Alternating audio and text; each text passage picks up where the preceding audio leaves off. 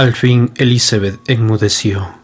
Durante algunos minutos pareció absorta en sus pensamientos mientras quizás se preguntaba qué nuevos métodos podría utilizar para rescatar a su amante de aquella fantasía tan tétrica que podía ser el síntoma de algún desequilibrio mental si no tenía ningún otro sentido. Pese a que su carácter era aún más fuerte que el de él, sus lágrimas cayeron por sus mejillas. Pero un nuevo sentimiento ocupó el lugar de la pena.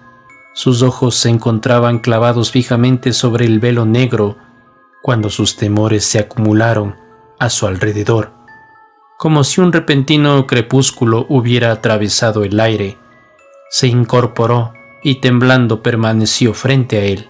«¿También lo puedes sentir tú, por fin?», preguntó el reverendo en un tono sombrío. Elizabeth respondió, pero se cubrió los ojos con la mano y se volvió para dejar la estancia. Él corrió y la interceptó, agarrándola por el brazo. «Ten paciencia conmigo, Elizabeth», exclamó vehementemente.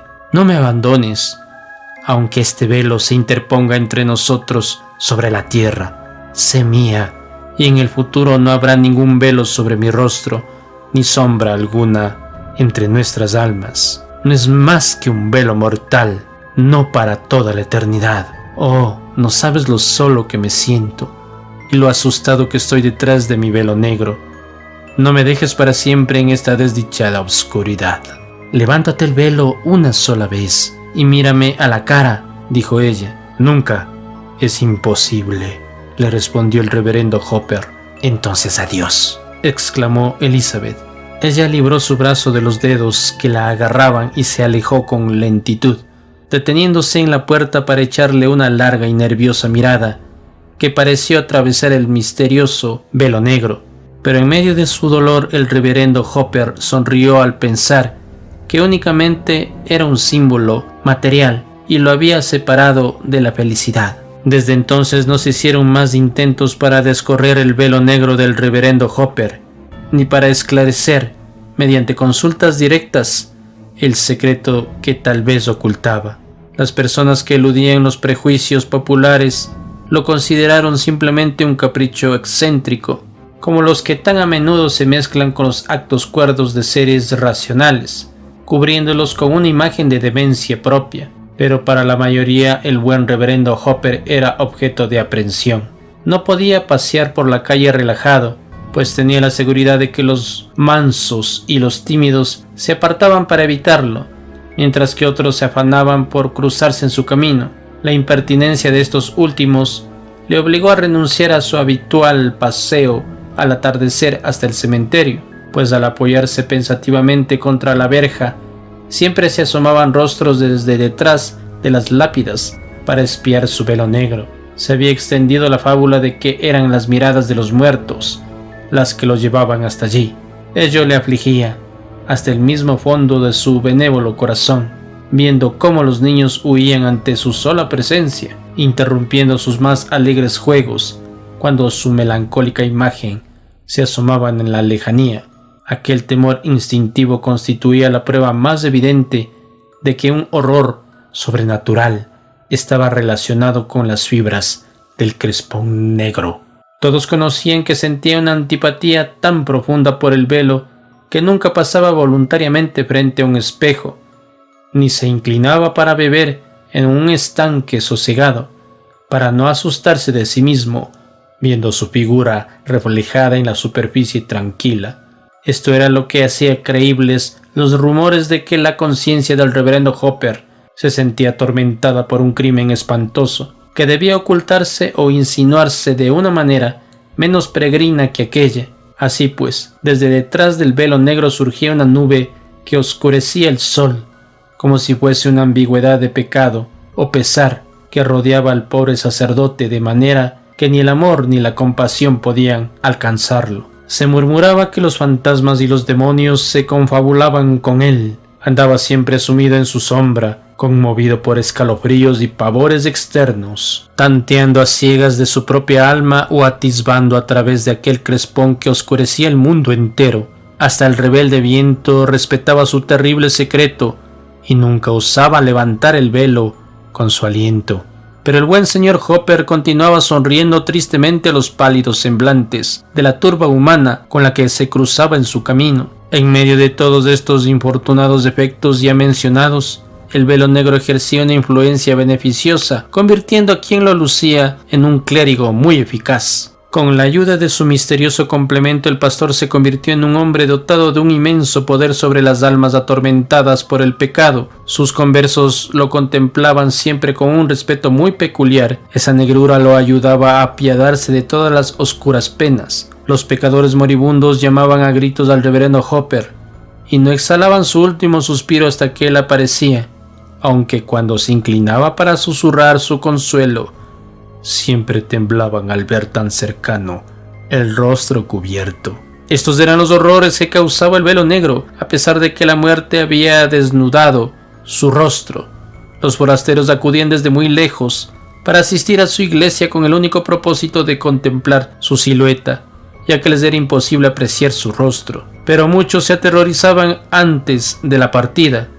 En cierta ocasión, bajo la administración del gobernador Belcher, el reverendo Hopper fue invitado a predicar el sermón electoral. Cubierto con su velo negro, habló frente al primer magistrado, ante los consejeros y los delegados, y les produjo una impresión tan profunda que las medidas legislativas de ese año se caracterizaron por tener toda la etiqueta y la religiosidad de las más antiguas disposiciones ancestrales. De ese modo, el reverendo Hopper tuvo una larga existencia irreprochable en su vertiente visible, aunque empañada por siniestras sospechas. Fue benévolo y misericordioso, pero careció de amor y fue relativamente temido, un ser aislado de los demás hombres que lo evitaban en los momentos de salud y alegría, pero requerido siempre en todos los momentos de mortal angustia. A medida que pasaban los años, depositando sus nieves sobre aquel velo oscuro, se hizo famoso en todas las iglesias de Nueva Inglaterra, donde lo llamaban Padre Hopper.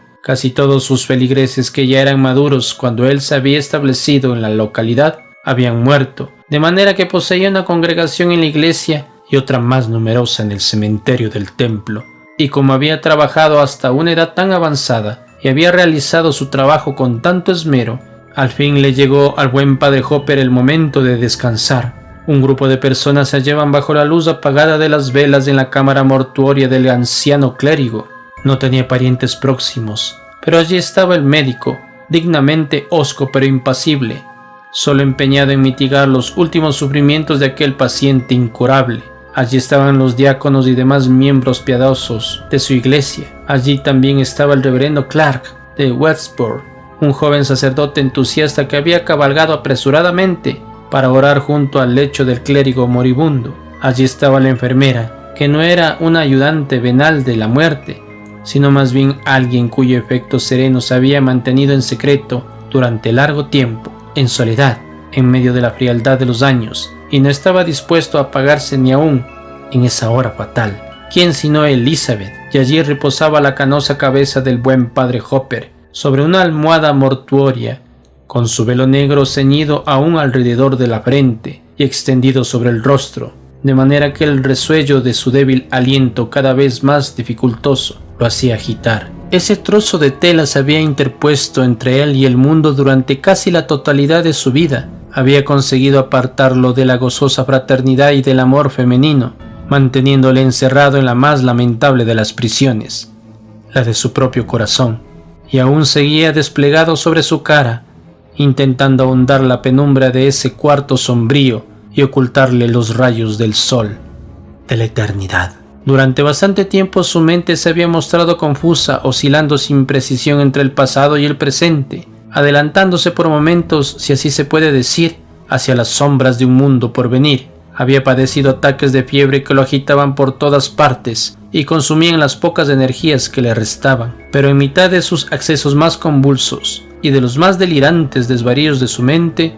cuando pensamiento alguno ejercía su apaciguadora influencia, él continuaba realizando poderosos esfuerzos para que el velo negro no se desplazara de su lugar, y aun si lo hubiera olvidado su alma agitada, montaba guardia a una fiel mujer junto a la cabecera de su cama que, con la mirada vuelta en otra dirección, se habría encargado de cubrir ese velo envejecido, ese rostro que cuando ella lo había contemplado por última vez mantenía todavía la gracia de la masculinidad. Por fin el moribundo anciano se quedó inmóvil bajo el sopor de un agotamiento mental y físico, con un imperceptible pulso y una respiración cada vez más débil, con la salvedad de un estertor largo, profundo e irregular, que parecía anunciar la inminente fuga de su espíritu. El clérigo de Westbourne se aproximó al lecho. «Venerable padre Hopper», le dijo, «el momento de su liberación se halla muy próximo. ¿Está usted listo para levantar el velo que separa el tiempo de la eternidad?» En un principio el padre Hopper se limitó a responder con un ligero movimiento de cabeza, pero luego, temiendo quizá que se interpretara mal, hizo un esfuerzo por hablar.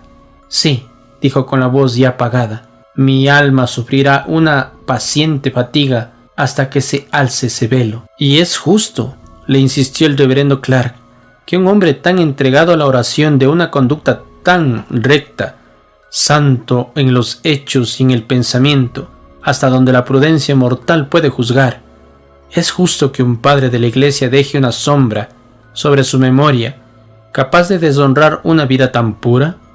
Le ruego, mi honorable hermano, que no permita tal circunstancia. Deje que nos deleitemos con su triunfante aspecto ahora que está a punto de viajar en busca de su recompensa, antes de que se levante el oscuro velo de la eternidad. Permítame descorrer este que cubre su rostro». Y mientras estaba pronunciando estas palabras, el reverendo Clark se inclinó hacia adelante para develar el misterio de todos esos años, pero con un despliegue de repentina energía que dejó boquiabiertos a todos los espectadores, el padre Hopper sacó ambas manos de debajo de las sábanas y apretó con fuerza el velo negro sobre su rostro, dispuesto a resistirse si el párroco de Westbourne se atrevía a rivalizar con un moribundo. «¡Nunca!», gritó el enmascarado clérigo, «jamás sobre la tierra». «Viejo inescrutable», vociferó el asustado párroco, «¿con qué horrible crimen sobre vuestra conciencia será juzgado?». La respiración del padre Hopper se aceleró, lo que ahogó su garganta, pero él manoteaba en el aire y se aferraba aún a la vida, sin soltarla hasta que consiguió hablar.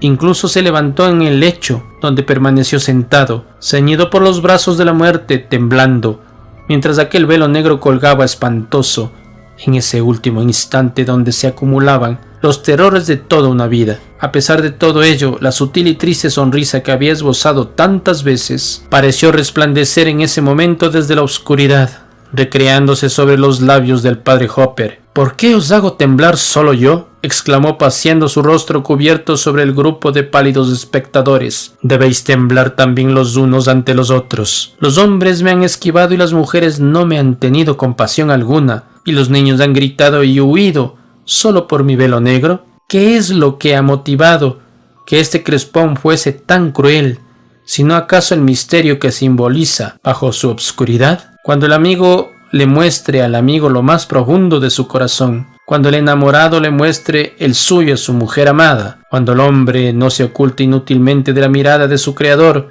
escondiendo el secreto de sus pecados, consideradme entonces un monstruo, por el complemento detrás del cual he vivido y con el que muero. Yo miro a mi alrededor y ¡ay!, sobre cada rostro veo un velo negro». Mientras sus oyentes se apartaban unos de otros con un recíproco espanto, el padre Hopper volvió a caer sobre su almohada, convertido ya en un cadáver velado, sobre cuyos labios perduraba aún más una tenue sonrisa. Sin quitarle el velo, lo depositaron en su ataúd y con el mismo velo transportaron su cadáver a la tumba. La hierba de muchos años ha crecido y se ha secado sobre esa sepultura. Su lápida está tapizada por el musgo y el rostro del buen reverendo Hopper se ha convertido en polvo, pero todavía resulta aterradora la idea de que se desintegró bajo un velo negro. Historias de Ultratumba.